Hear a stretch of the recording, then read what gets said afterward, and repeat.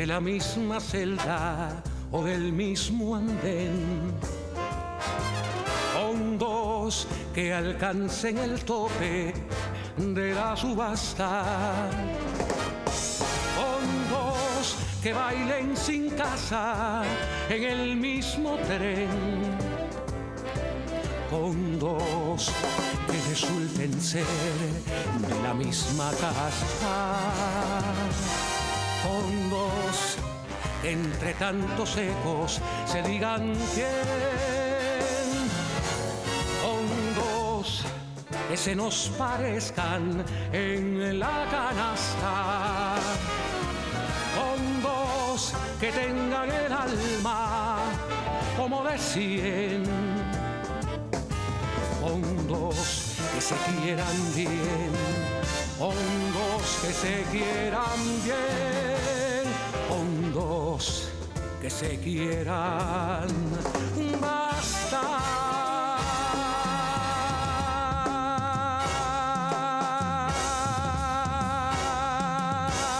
Muy buenas noches, estamos en Con Dos que se quieran. Como siempre me gusta decir, aquí en Quinta Avenida y calle 32, en la barriada de Miramar, en los maravillosos estudios Abdala. Hoy me acompaña un amigo y una persona que yo he admirado mucho, siempre, y que generaciones de cubanos hemos admirado, no solo yo.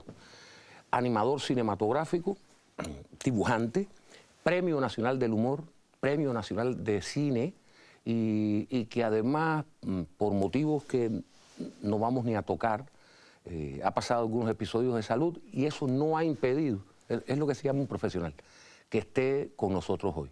Mi queridísimo, querido para todo este equipo, Juan Padrón. Estoy siendo un animador yo, pero no un animador cinematográfico, desgraciadamente.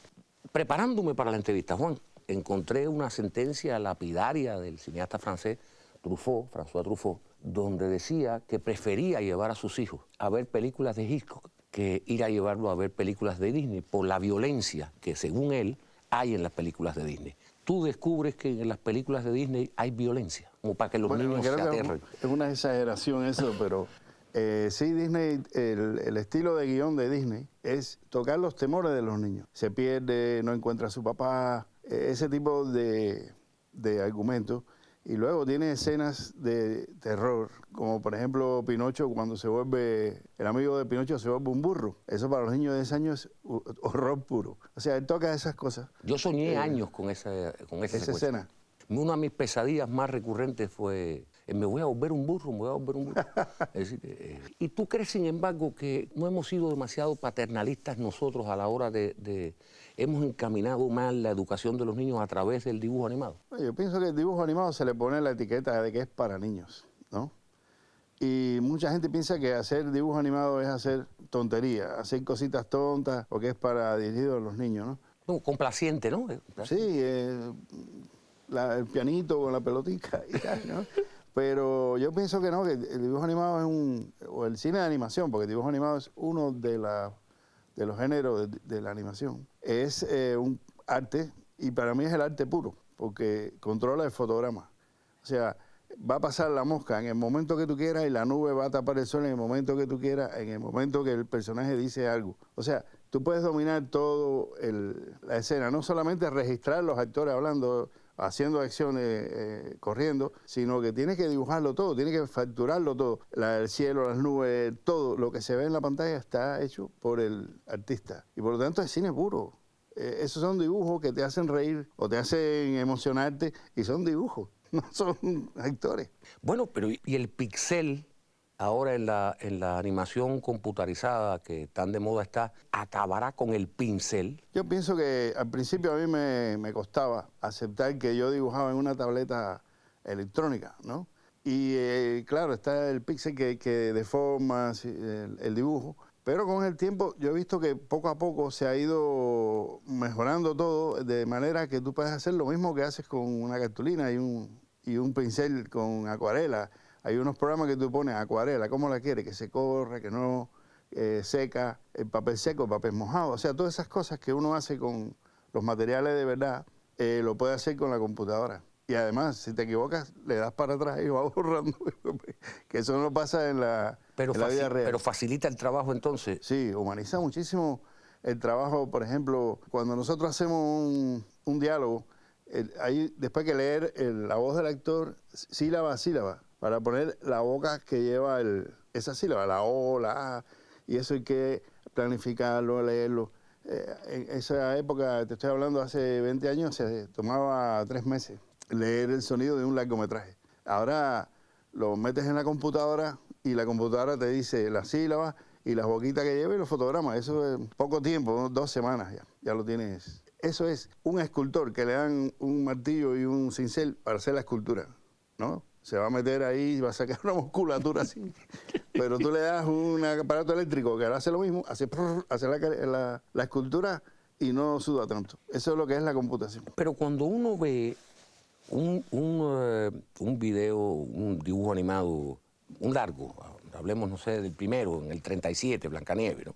Y uno ve los créditos del final, ve que hay menos personas que cuando ves Shrek, que hay un rol de crédito que ponen, a veces caben hasta 2 canciones, de la cantidad de gente que trabaja ahí. Y no creo yo que tengan ganas la gente de Pixar de pagar tanto, o los de DreamWorks, o cualquiera de las compañías que hacen animados. Bueno, yo tengo entendido, yo no he hecho 3D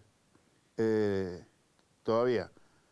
Pienso hacerlo con Elpidio Valdés, hacer unas pruebas, porque me dijeron que era, por las cosas que vi, muy interesante. Y se puede hacer una cosa, es igual que si fuera el Elpidio normal. Quiero decir, normal dibujado con línea negra, etc. Lo que sí me he dado cuenta es que hay especialistas. Por ejemplo, la tela, los mejores están en España. Los diseñadores de personajes están, por ejemplo, en Barcelona. Ellos, cuando hacen una coproducción grande, llevan a toda esa gente y son muy especializados. El que hace fondito, el que pone la luz, o sea, es un trabajo de mucha gente. Y para recuperar la inversión tienen que hacerlo muy rápido. Bueno, tienen que hacerlo con mucha gente. Y hay, por ejemplo, estudios, sobre todo de habla inglesa, que cubren toda Australia, Nueva Zelanda, Canadá, o sea, Estados Unidos. Todos esos están unidos en producciones, ¿no? Pero mucha gente. Y tú, cuando eras niño, ¿quién te gustaban más? ¿Hanna-Barbera o Disney?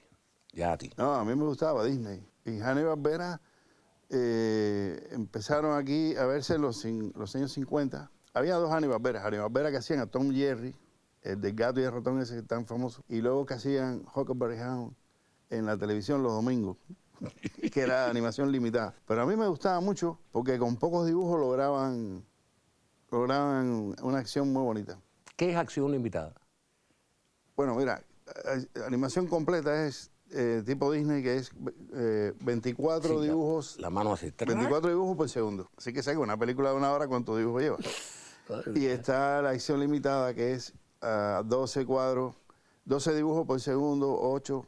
Quitarle dibujos y el movimiento se hace un poquito más robótico, ¿no? Sí, pero tienes que ser especialista para darte cuenta. También está el extremo, ¿no? Están los japoneses que empezaron con 12 y ahora van por 2 dibujos por segundo, algo así, 1 o 2 dibujos. Los mangas así que son tic-tac, tic-tac. Y casi no mueven los dibujos, sino mueven la cámara. ¿Cuándo tú llegas al semanario Mella? No sé si hiciste algo antes.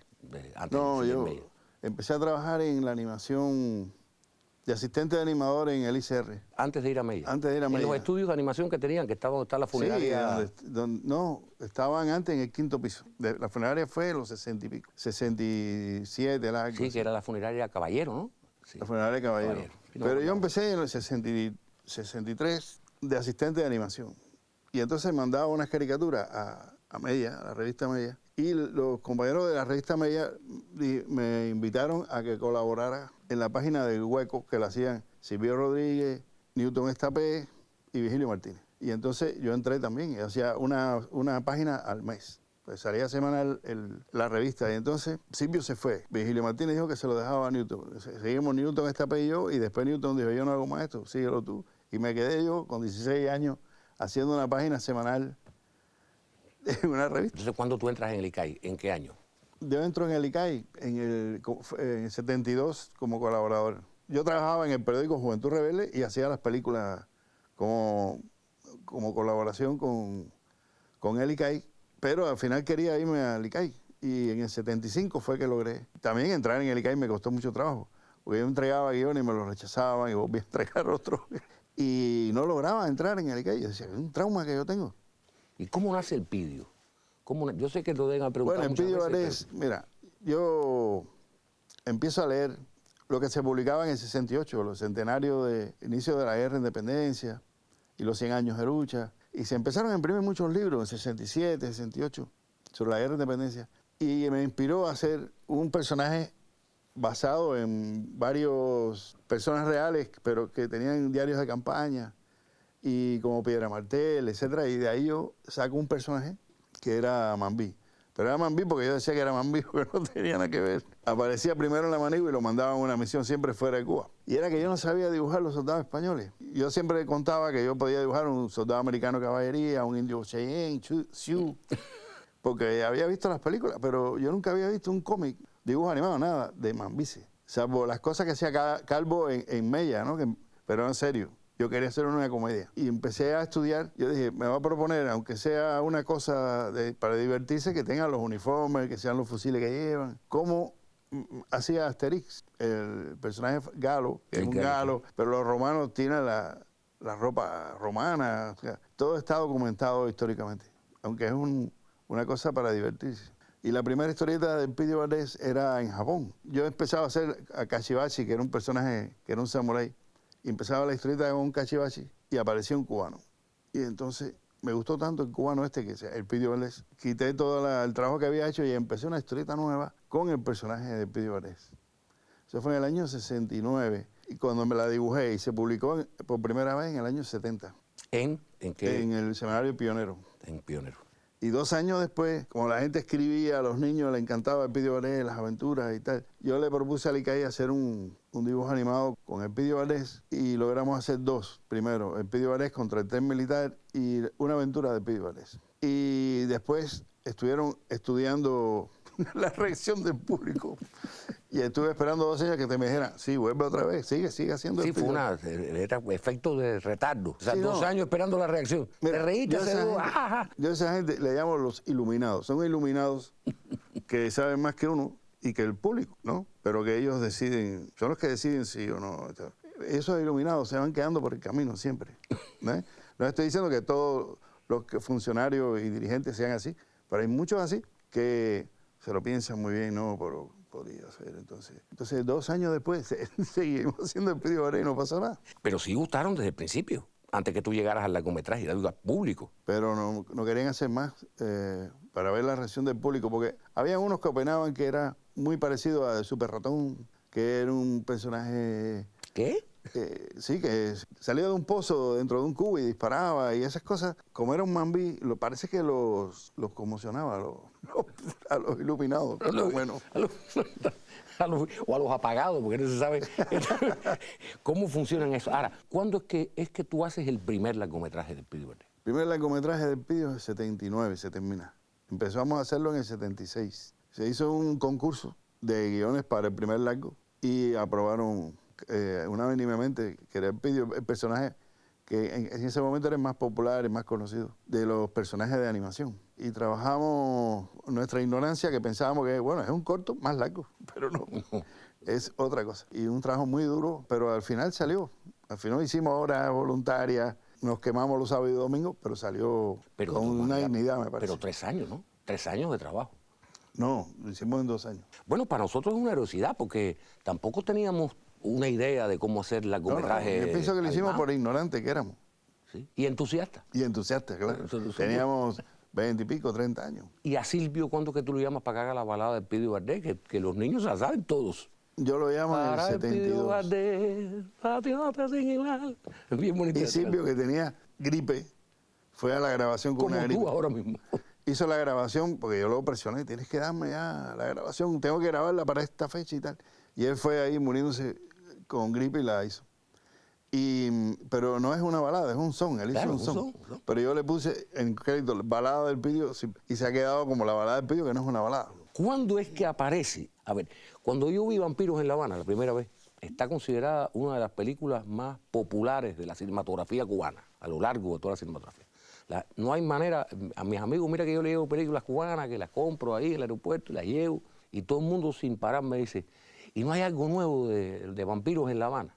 ¿Cuánto del humor tuyo, porque aquí estás en una entrevista y no te vas a poner a hacer chiste, pero cómo es que tú pones ese humor tuyo particular en Vampiros en La Habana, hasta tal punto de que Rey del Mundo, dame un cigarrito, la gente, todavía a mí me están diciendo cada vez que me pica cigarro, yo no fumo. Muchos años antes de hacer la película, yo salí de una guardia de madrugada y estaba en 23 y 12 esperando la confronta, y se me aparece el personaje la caricatura, ¿no? Y me dice, Rey del Mundo, dame un cigarrito.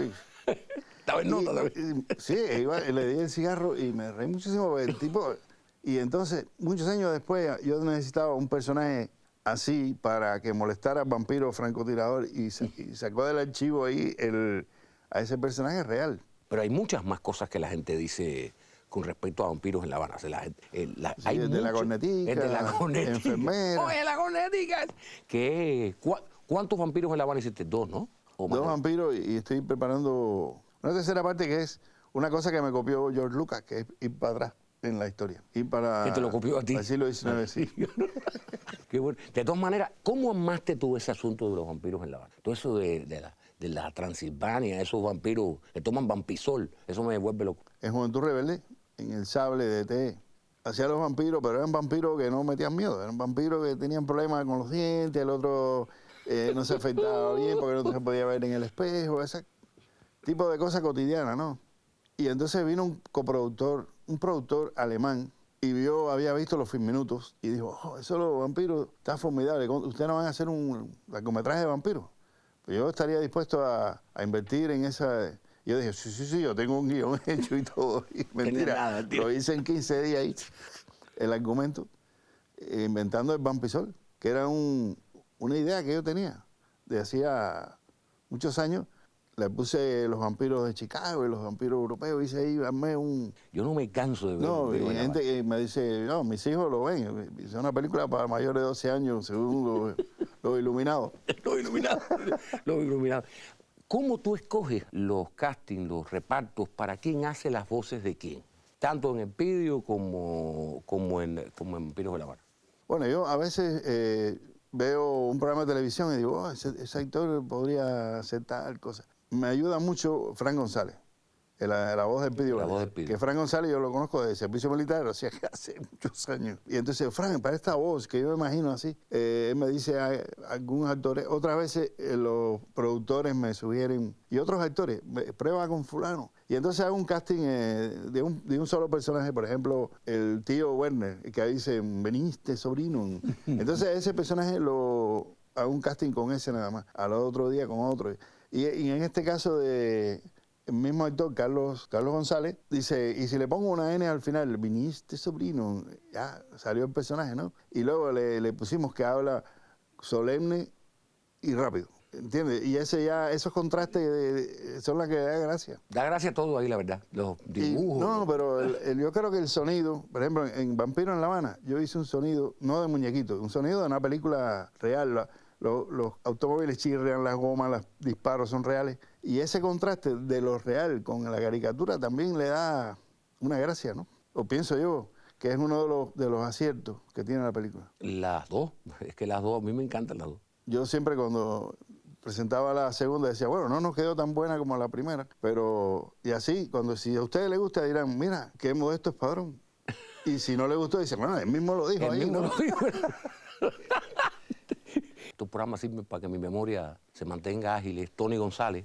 El maestro Tony González. El maestro Tony González. Es un genio. Tan creativo, ¿no?